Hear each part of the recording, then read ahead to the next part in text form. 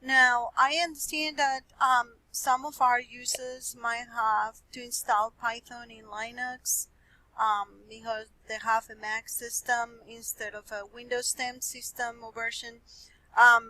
So Linux distributions will normally include Python, generally version 2.7.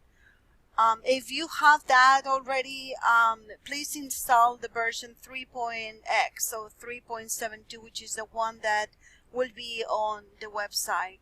Make sure, please, do not remove the 2.7 version of your computer. This has to do with Linux instructions and package.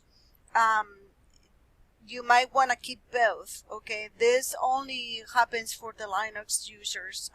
Windows users will be upgraded to the new version. So installing Python on Linux distributions, like we said, include Python. Generally, they have a version 2.7 on their default. And the first thing that you want to do is you want to launch a terminal window and enter this command, which is Python-B. This will allow you first to see the version installed.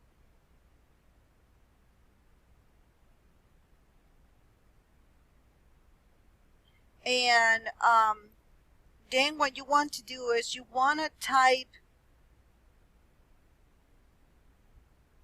Python 3-B, and that's because you want to see not only if you have Python, of course, but you want to reveal if you have any default version for Python 3.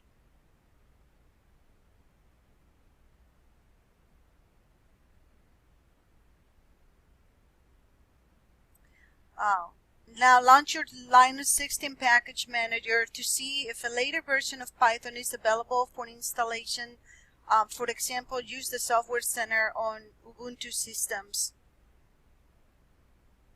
Normally, the Ubuntu systems is shown on your right-hand side with a red kind of like a give back, and it should say Ubuntu Software Center.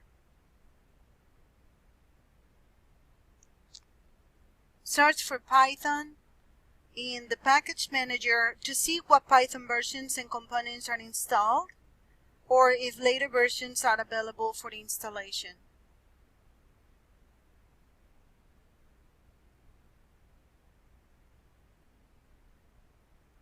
Normally, it will show you under all software, you should see if Python is installed, what versions do you have. And finally, install the latest version of Python 3 branch. In this case, it's Python 3.71 or Python 3.72, which is the latest version at the time of this taping. To confirm that the latest version of Python is not available on your computer, launch your terminal window and enter 3.3.-B, which is this command over here. It's the last one that we have on the last line. You can now use the command Python 3.3 or 3.3 to have the version of the Python interpreter process your programs.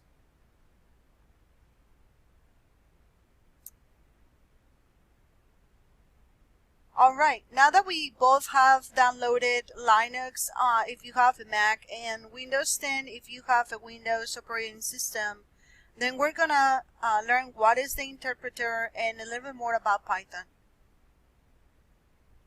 The basic philosophy of Python is that it's a beautiful programming language. Beautiful is better than ugly.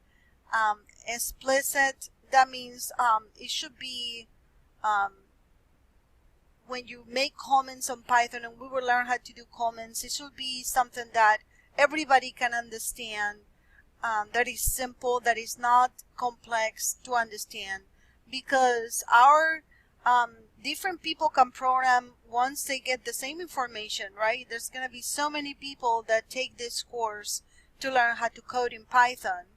But as you learn coding, and if you were sitting in a room of 20 different people, you will see that even though the same people learn to program Python the same, every person is going to try to code differently, and that's because all of us have different personalities.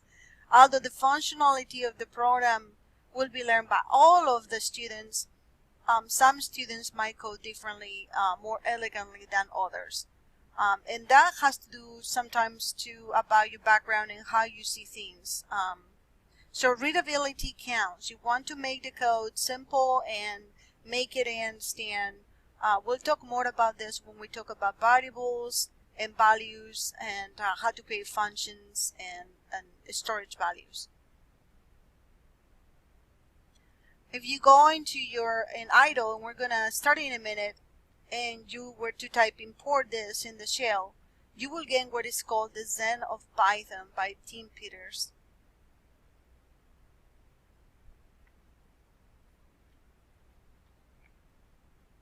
Now the next thing we're going to do in the video is we're going to open idle. You are about to start up an environment that supports the Python language and interact with it. And this is a bit like opening the front door of a new apartment or house, or getting into a shiny new car you just bought. The tool you'll use is called idle, which means Integrated Development Learning Environment. Integrated Development Learning Environment.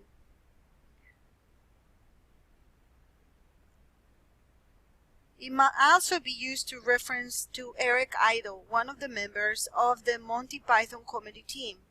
Idle provides two ways of interacting with Python.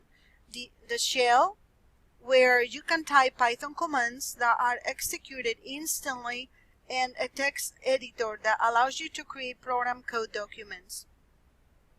We will explain how we're going to code, and I will show you what things you need to have open in order to begin to code. The text editor allows you to create program code documents. Idle is available on almost all operating systems these days, and right now normally when you download Python, you will get a copy of Idle so you can see it. Alright, in the next video I'm going to show you how to open Idle and a little bit more about how to use it, and we're going to type our first lines in Python. I hope you're excited. See you in the next video.